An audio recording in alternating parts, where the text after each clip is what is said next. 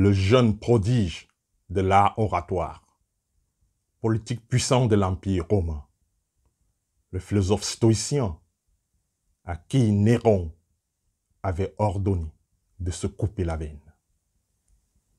Mes chers auditeurs, aujourd'hui je vais vous parler de Sénèque. Sénèque est né vers l'an 4 avant Jésus-Christ, dans l'ancienne ville de l'Empire romain, nommée Cordoue, ville actuelle de l'Andalousie, au sud de l'Espagne. Cette ville est plus connue aujourd'hui sous le nom de Cordoba, une ville juste à côté de Séville, pour ceux qui connaissent l'Espagne ou l'Andalousie. Mais revenons sur Sénèque. Son père était procureur. Sa mère venait d'une famille instruite et bien éduquée.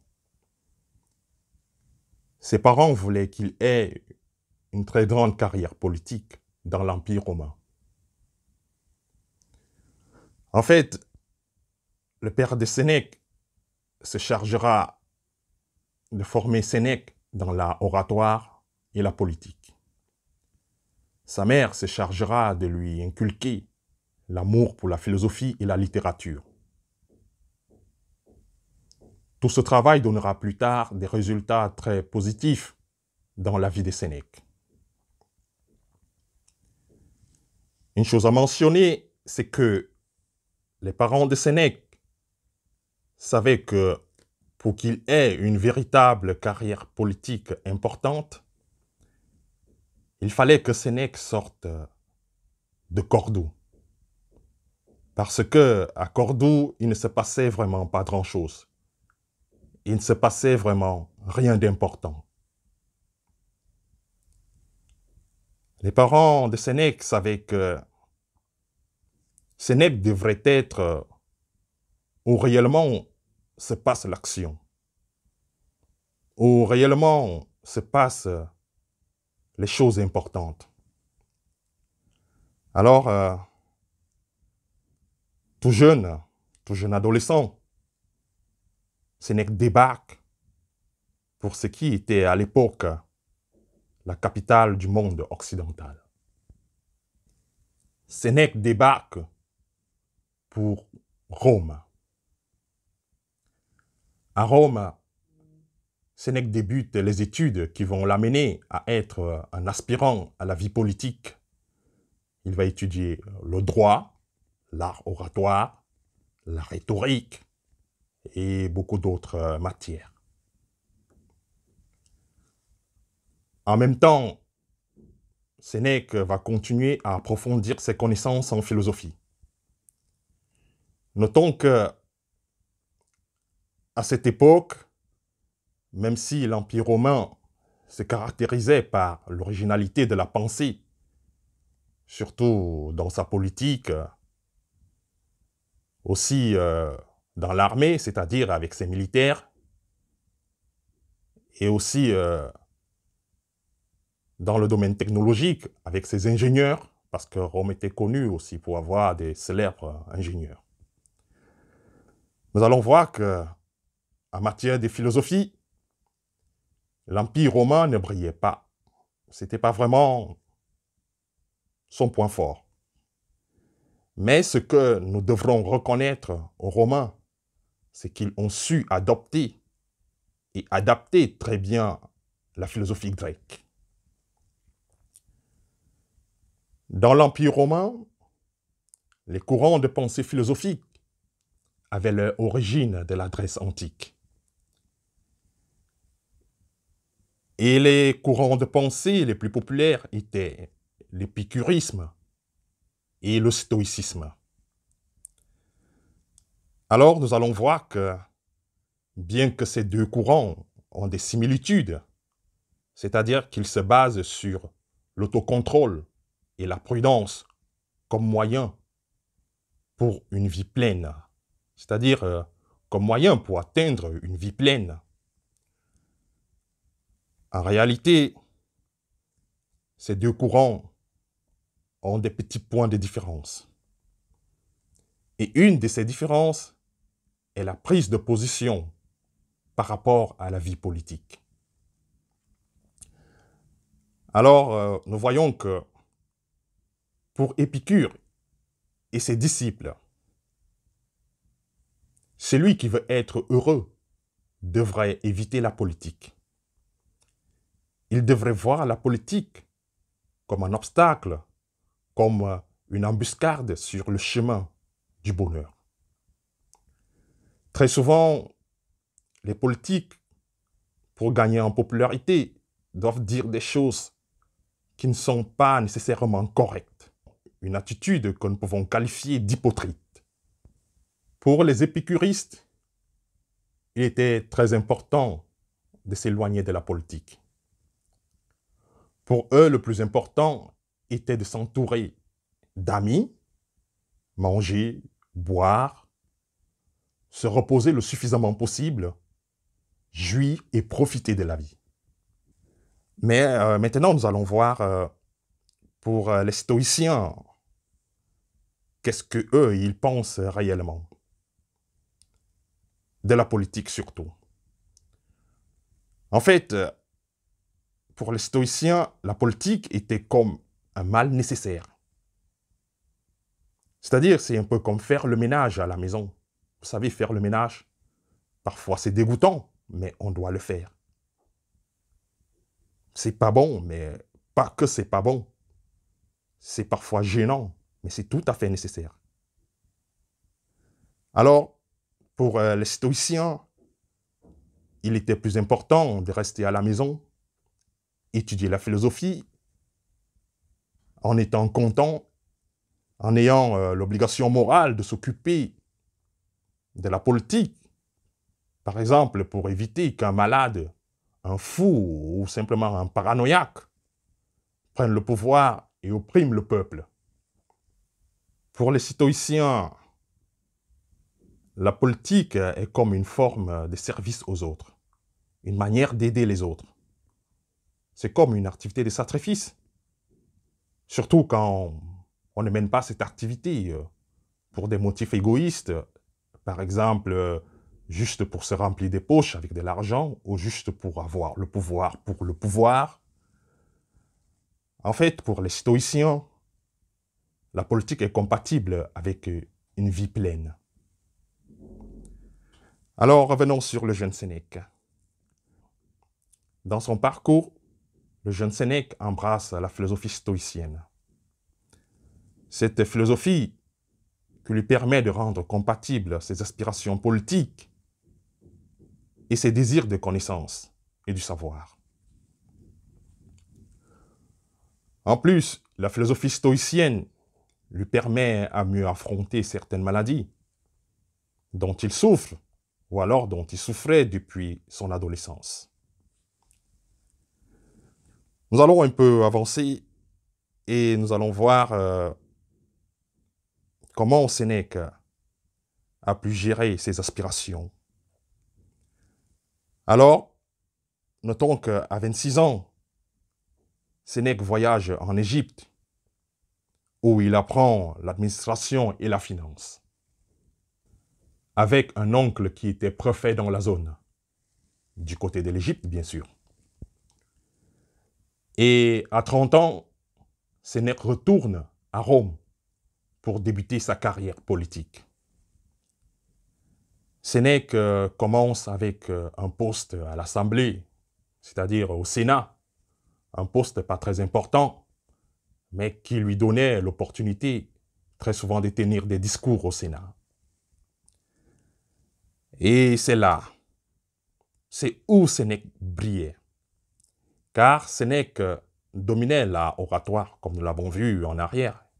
Il a vraiment été formé dans ce domaine, déjà par son père, qui était un procureur, et qui maîtrisait la oratoire, il maîtrisait le droit, et puis ses différentes formations, ses études, son parcours en Égypte, et ainsi de suite. Donc, quand Sénèque a débuté au Sénat, malgré que son poste n'était pas très important, il a commencé avec des petits discours. Et comme il dominait la oratoire, il faut le dire sincèrement, Sénèque c'était une rockstar pour tenir des discours. Il savait utiliser les mots. Il utilisait les mots parfaits avec l'intonation parfaite. Il maîtrisait à la perfection les cadences, les pauses et tout ce qui concerne l'art oratoire. Il était vraiment brillant. Le jeune Sénèque était apprécié.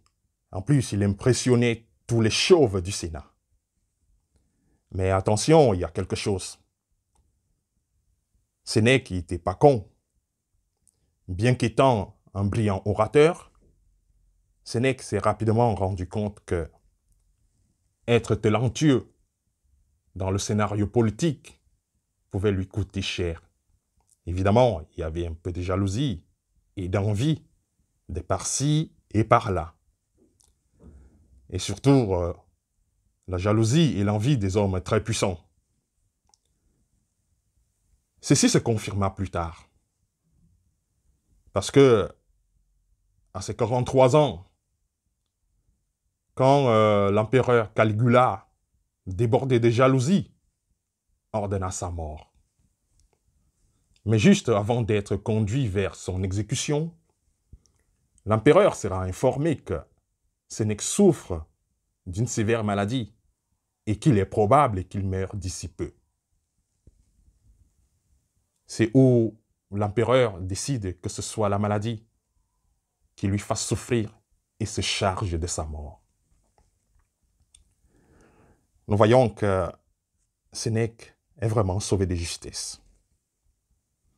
Sachant qu'il s'est sauvé de justesse, Sénèque, à son tour, décide de faire profil bas. Il décide alors de ne plus faire des discours grandiloquents au Sénat. Il préfère rester à l'ombre pendant un moment. Maintenant, après quelques années, l'empereur Caligula fut assassiné. Et c'est l'empereur Claude qui prendra la relève. C'est-à-dire, c'est l'empereur Claude qui prendra le trône, le pouvoir. Mais il y a quelque chose d'impressionnant. L'empereur Claude, voyant Sénèque comme un possible adversaire, politique surtout, l'empereur Claude va expulser Sénèque vers la Corse, très loin de Rome, où personne n'écoutera ses beaux discours. Alors, le cordouan Sénèque, 8 années passées en Corse, il a profité pour écrire et étudier la philosophie, approfondir ses connaissances. Mais après avoir passé 8 années en Corse, par surprise, le même empereur qui l'avait expulsé de Rome le fait revenir pour être le professeur de son beau-fils, appelé Néron. En toute sincérité, il s'avère que l'empereur avait une nouvelle femme, Agrippine. Et Agrippine voulait une meilleure éducation pour son fils. C'est alors en ce moment que Agrippine convainc l'empereur que Sénèque est le meilleur candidat pour préparer Néron, pour que le jeune soit au moins une petite fraction du bon orateur qu'était Sénèque. Alors, Sénèque, de retour, occupe son rôle de professeur. Mais quelques années plus tard, l'empereur Claude décède. Ce n'était pas tout à fait une mort naturelle. Mais pour calmer le peuple, on parle de mort naturelle. Or, en réalité, l'empereur a été empoisonné sous l'ordre de son épouse, Agrippine. C'était simplement pour que son fils Néron prenne le pouvoir. Néron avait à peine 16 ans au moment de prendre le trône. Il avait très peu de connaissances et rien d'expérience pour administrer et gouverner l'Empire romain. C'est ainsi que Sénèque devient le conseiller de l'empereur, c'est-à-dire le pouvoir derrière le pouvoir. Ou encore l'empereur sans couronne. En réalité, ces premières années de la gouvernance de Néron furent les meilleures années de son règne. Évidemment, parce que c'est pas Néron qui gouvernait, mais plutôt Sénèque. Quand Néron a atteint ses 20 ans, il a voulu réclamer son pouvoir et est devenu un peu paranoïaque et a commencé à ordonner des meurtres, des assassinats de toute personne dont il n'avait pas confiance, y compris sa propre mère. Ainsi, Sénèque, par mesure de prudence, ayant compris qu'un homme capable de tuer sa propre mère pour le pouvoir, que ne serait-il pas capable de faire à son professeur ou son simple conseiller? Alors Sénèque se retire de la politique et s'isole. À l'âge de 69 ans, complètement retiré de la politique, Sénèque est accusé de conspiration contre l'empereur et condamné à mort. Et pour qu'il ne soit pas humilié publiquement, on lui a donné une option de se suicider. L'option qu'il a acceptée. En fait, nous verrons que, malgré la mauvaise nouvelle, Sénèque était tranquille. Car ayant reçu cet ordre, cette nouvelle, je dirais, c'est une mauvaise nouvelle déjà, mais cette mauvaise nouvelle qui lui ordonne à se suicider, à se couper la veine. Mais franchement, il faut vraiment être d'un calme stoïcien pour prendre ce genre de choses avec beaucoup de passivité. Alors, on voit que Sénèque était tranquille, preuve qu'il avait intériorisé la philosophie stoïcienne. Ainsi, avec une paix majestueuse et tranquille, Sénèque se coupa la veine. Un peu pareil, comme Socrate, condamné, avait bu du poison pour accélérer sa mort. Bref, c'est ainsi qu'est mort Sénèque. Alors, nous voyons que Sénèque, dans son parcours, Sénèque a été victime de plusieurs circonstances. Il a été victime de l'asthme, maladie dont il souffrait depuis son enfance. Sénèque a été victime de la jalousie de l'empereur Caligula, qui lui a poussé à s'éloigner de la scène politique. Sénèque a été victime de l'empereur Claude, qui le voyait comme un adversaire politique et l'expulsa de Rome. Sénèque a été victime de Néron, qui finalement lui ordonna de se suicider. En fait, depuis que Sénèque avait appris le stoïcisme, il n'a jamais pu se voir comme une victime. Pour un stoïcien, c'est impossible de sentir de la peine pour soi-même. Les stoïciens sont incapables de s'assumer comme victime. Sénèque se voyait comme un homme qui assume son destin. Sa vie, il la voit comme un voyage dont les escales et les arrivées ont été planifiées par quelque chose de plus grand que lui. Sénèque ne peut pas contrôler ce qui lui arrive ou ce qui lui arrivera dans la vie. Il ne peut pas décider s'il a ou pas l'asthme, mais il peut décider quelle sera son attitude face à la maladie. Sénèque accepte que dans son destin, c'était déjà mentionné qu'il aurait de l'asthme.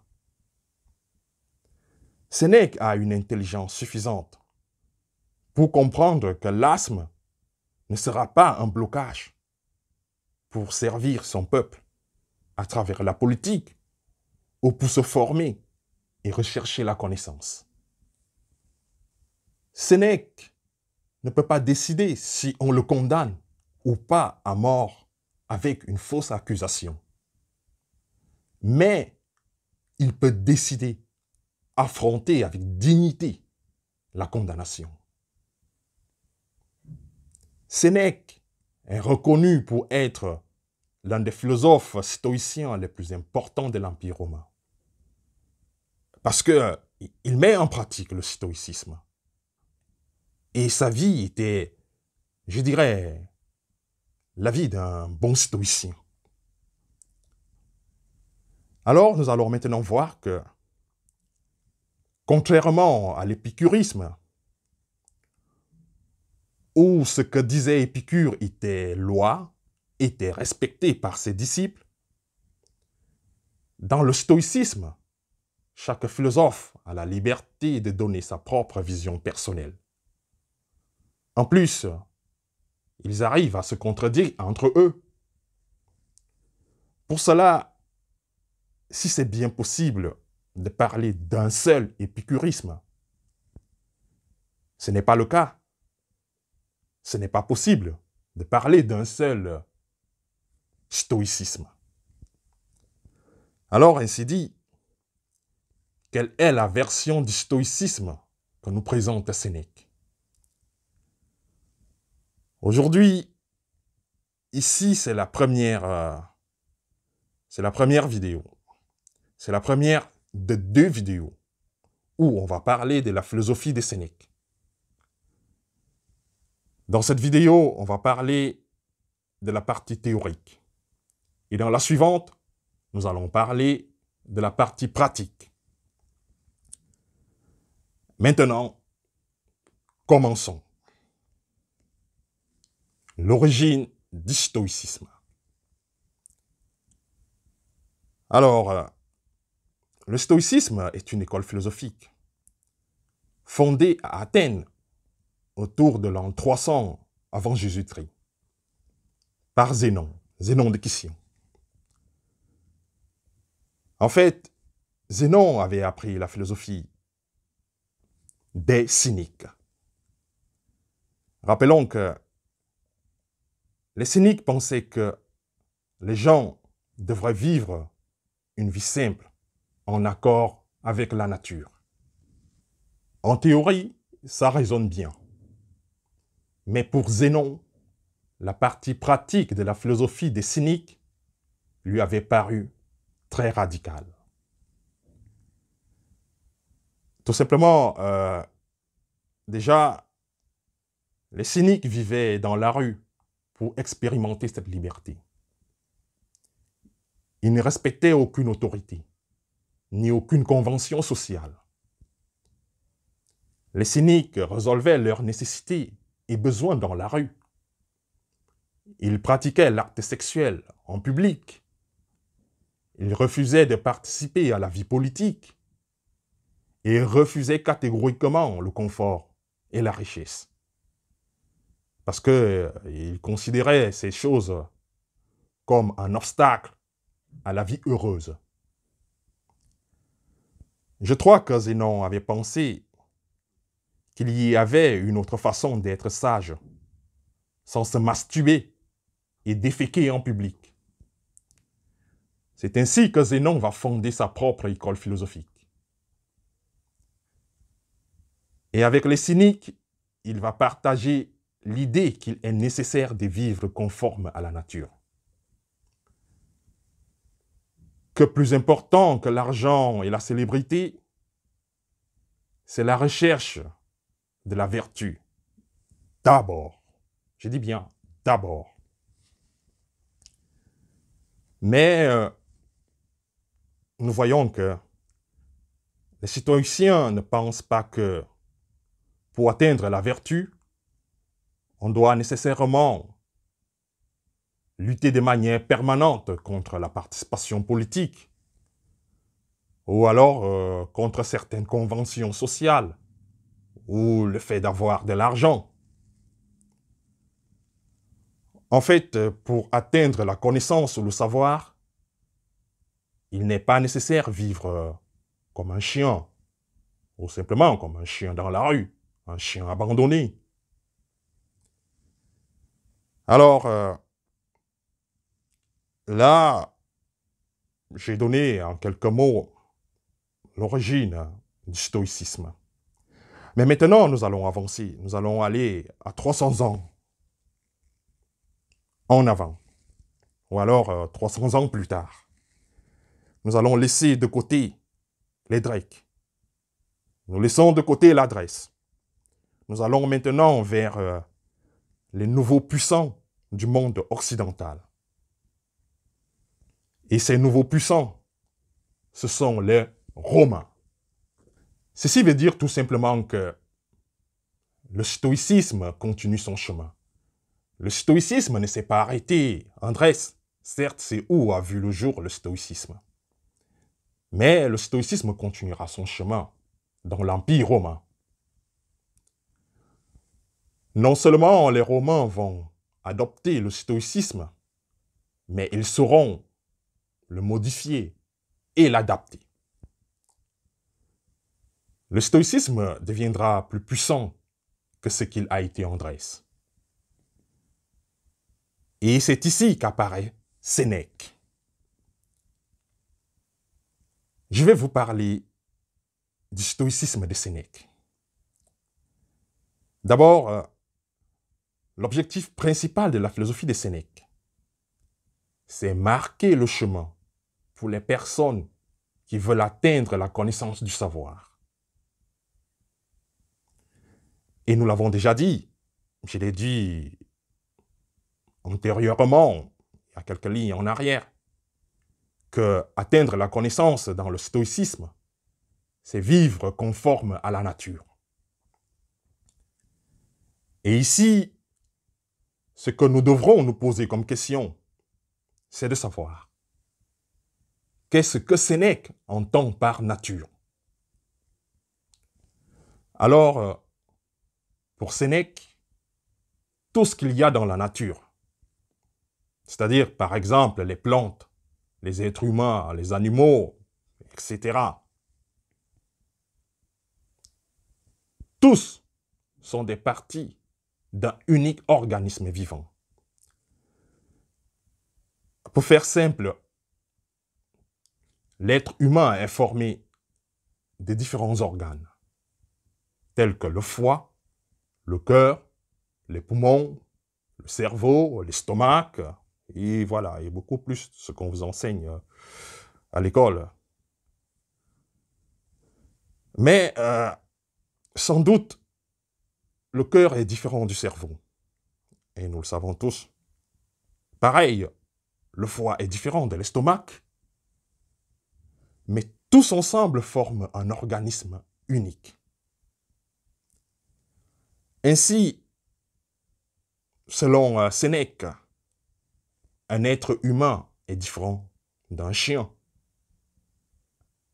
Un être humain est différent, je dirais, d'un serpent, d'une montagne, d'une plante.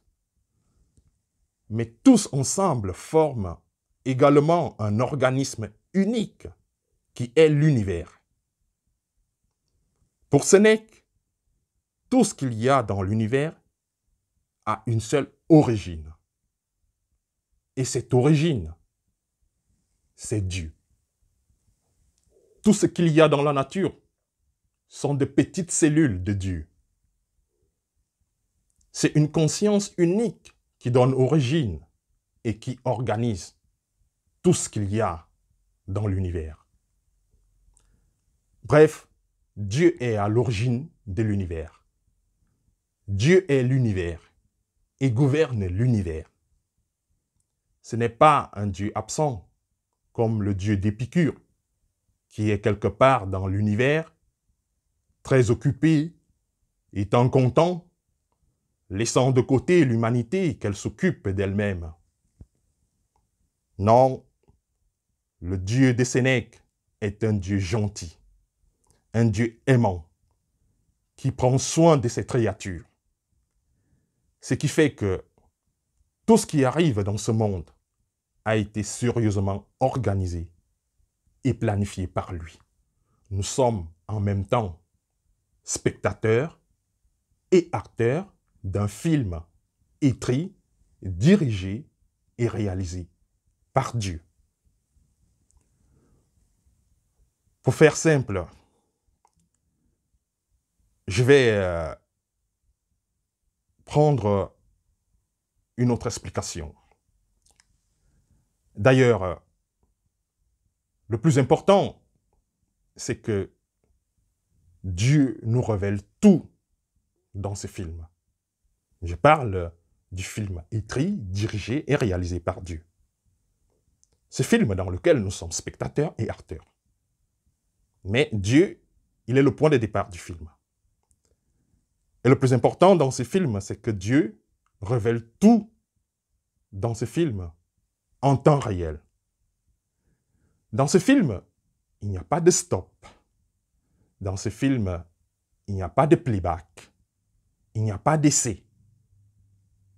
Il n'y a pas de changement dans le tournage. Je reviendrai là-dessus. C'est juste pour faire comprendre que rien de ce qui nous arrive est fait au hasard. Tout fait partie d'un plan divin. Tout ce qui nous arrive était déjà écrit. Et une grande partie de ce qui explique être stoïcien, c'est d'abord apprendre à accepter le destin. Parce que, vous voyez, dans la vie, c'est simple et facile d'accepter le destin. Quand tout va bien. Vous voyez, quand dans la vie tout va bien. Quand tout est joie et amusement. Mais nous devrons retenir que être vertueux, c'est d'accepter ce qui est presque impossible d'accepter. Je répète, être vertueux, c'est d'accepter ce qui est presque impossible d'accepter. Alors, avec des exemples concrets, je dirais que, par exemple, que ta maison soit détruite par une inondation, il faut l'accepter. Qu'on te détecte une maladie chronique, dégénérative, il faut l'accepter. Qu'on te vire de ton travail, il faut l'accepter aussi. Tout ça fait partie du rôle que Dieu a écrit pour toi dans son film, le film dont je parlais tout à l'heure, en arrière là. Alors, et toi comme le plus vertueux et professionnel des acteurs, tu dois accepter et vivre pleinement ce que Dieu a écrit pour ton rôle, pour ton personnage. Parce que, quelle autre option as-tu? Vas-tu te mettre à discuter avec le directeur réalisateur du film? C'est-à-dire, vas-tu te mettre à discuter avec Dieu? Ou alors, vas-tu demander au directeur du film qu'il change complètement tout l'ordre du monde, de l'humanité, seulement parce que ton petit rôle, c'est-à-dire la perte de ton travail, ou ta maison détruite par l'inondation, te met mal à l'aise? Mais non, mais non. C'est pas à nous de remettre en cause les motifs ou les décisions de Dieu. Tout ce que nous considérons comme mal, que ce soit les maladies, les catastrophes naturelles, tout ça fait partie du plan de Dieu. Nous allons voir que la mort, par exemple, qui a toujours été considérée comme le pire mal. Alors, posons-nous la question, pourquoi Dieu, le tout bon, permet la mort? À première vue, on peut dire que sans la mort, il y aurait une surpopulation. Et avec une surpopulation, il y aurait une lutte acharnée pour les ressources. Maintenant, nous verrons aussi que, quelque part, la mort nous pousse à prendre conscience de certaines choses. Tout simplement parce que le fait de prendre conscience qu'un jour on va mourir nous aiderait à plus valoriser la vie, à la vivre avec plus d'intensité. Ainsi, voir la mort comme un mal est une erreur.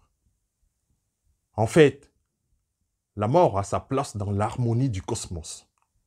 Voir la mort comme un mal, c'est ne pas comprendre la nature. Si tu ne peux pas comprendre la nature, tu ne peux pas vivre conforme à elle. Et j'aimerais tirer votre attention là-dessus.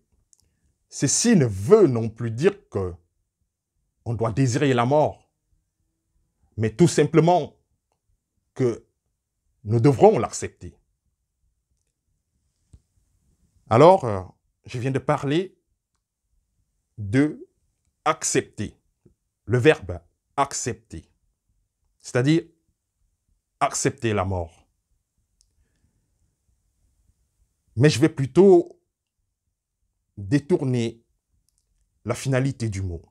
Nous irons avec accepter le destin. Maintenant, nous allons parler d'accepter le destin. Qu'est-ce que cela signifie?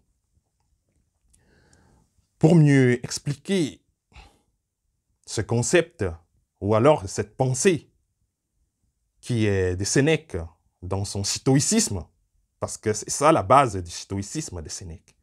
Il demande d'accepter son destin. Alors, comme je l'ai dit, pour mieux comprendre ça, je vais passer d'abord par une explication. Cette explication est révélée par la psychiatre Elisabeth Kubler-Ross dans une étude où elle essaye de voir comment réagissent les personnes face à l'annonce d'une mort imminente. Et alors, Elisabeth dit qu'il y a des comportements qui se répètent, généralement quand une personne traverse un moment tragique. Par exemple, quand on te diagnostique une maladie terminale.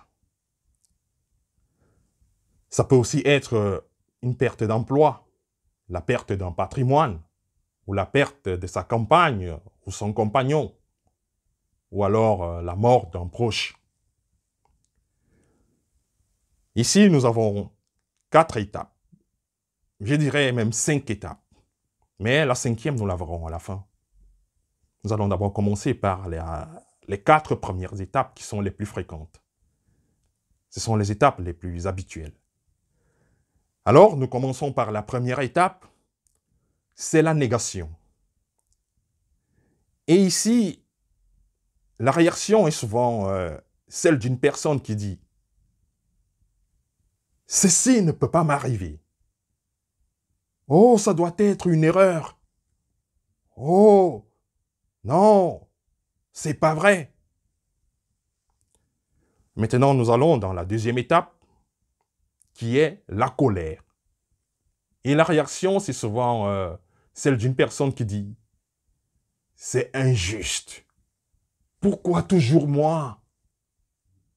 Vous voyez. Maintenant, on va avec la troisième étape, qui est celle de la négociation. Et généralement, la personne réagit du genre en disant « Seigneur, je te promets que si tu m'épargnes de cette situation, j'arrête l'alcool. Et je commence à prier tous les jours. Tous les dimanches, j'irai à l'église. Ou alors tous les vendredis, j'irai à la mosquée. » Et maintenant, la 4e étape, c'est la dépression. Et la personne parfois réagit du genre en disant Oh, la vie, c'est une merde. La vie n'a pas de sens. Oh putain, mon Dieu. Cette pute de vie. Maintenant, nous irons pour la 5e étape. Ici, c'est le mot magique. C'est le motif même de cette vidéo. Et le mot magique, c'est l'acceptation. C'est-à-dire, ce qui est arrivé est arrivé. Et c'est ainsi qu'on devrait voir et comprendre les choses. Et dans une situation pareille, on devrait s'adapter à la nouvelle réalité. Et c'est ce que le stoïcisme recherche face à l'adversité. C'est-à-dire, on ne devrait pas passer par les 4 premières étapes, qui sont la négation, la colère, la négociation et la dépression. On doit tout le temps être en état d'acceptation, c'est-à-dire où il y a une paix mentale, où la douleur émotionnelle disparaît. Cela signifie, pour Sénèque, vivre conforme à la nature, arrêter de résister à la réalité et simplement l'embrasser. Alors, maintenant, où se trouve notre liberté? En fait, la liberté dans le stoïcisme est d'accepter ou de ne pas accepter ton destin, de gouverner tes états émotionnels face à une situation. Ceci parce que même si Dieu gouverne tout dans ce monde, il ne gouverne pas la pensée et les émotions des êtres humains. En réalité, personne n'est destiné à être misérable ou à vivre ennuyé, même si certaines personnes ne se rendent pas compte de ça. En fait, ce sont des décisions personnelles. La première liberté dans le stoïcisme, c'est la liberté sur les émotions. L'autre liberté, c'est ce que nous faisons, c'est ce que nous disons. Alors, pour comprendre la liberté de ce que nous faisons et ce que nous disons, je pense qu'un petit détour dans la mythologie grecque nous aidera. Il s'agit d'un roi qui s'affronte à son destin. En fait, on lui avertit que son futur enfant le tuera juste après sa naissance. Bref, l'enfant naîtra, il grandira et il tuera son père. Alors, quand naît son premier fils, le roi se rappelle alors de la prophétie et envoie sa servante abandonner le bébé sur la montagne pour qu'il meure. Mais le destin a voulu qu'un berger passe par là, c'est-à-dire qu'il passe par la montagne et récupère le bébé. Le bébé fut adopté. Plus tard, il devint un homme. Un jour, il croisa un autre homme, c'est-à-dire un homme grossier, de mauvais tempérament. Lors de l'affrontement, l'enfant adopté sort son épée et tue l'homme arrogant. Des années plus tard, il sera au courant que l'homme qu'il avait tué était son père biologique. En fait, ce fragment est tiré du mythe d'Œdipe. J'espère que vous avez déjà entendu parler de Oedipe dans la mythologie grecque. Ceci, tout simplement, nous montre comment se combinent les concepts de destin et du libre arbitre. Bref, ce roi a joui de son libre arbitre en décidant d'abandonner son bébé sur la montagne. Mais au final, il a été tué par cet enfant, c'est-à-dire ce bébé qui plus tard, homme, s'affronta à lui et le tua par un coup d'épée.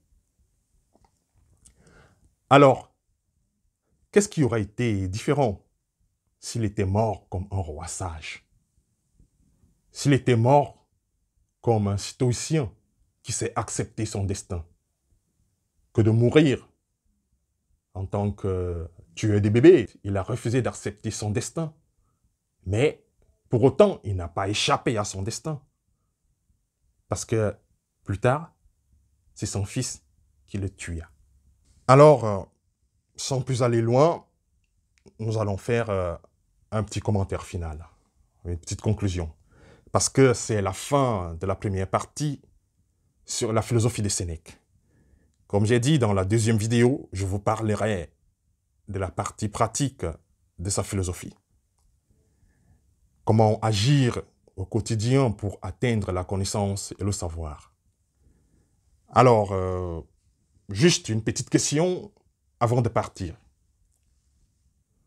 Crois-tu au destin? Est-ce qu'on t'a déjà prédit ton destin et cela s'est réalisé? Tout simplement, vous pouvez donner une réponse en commentaire, j'aimerais savoir. La vidéo d'aujourd'hui, elle était un peu plus longue, mais c'était nécessaire pour essayer d'expliquer au mieux. Parce que c'est le départ, c'est l'entrée dans le stoïcisme.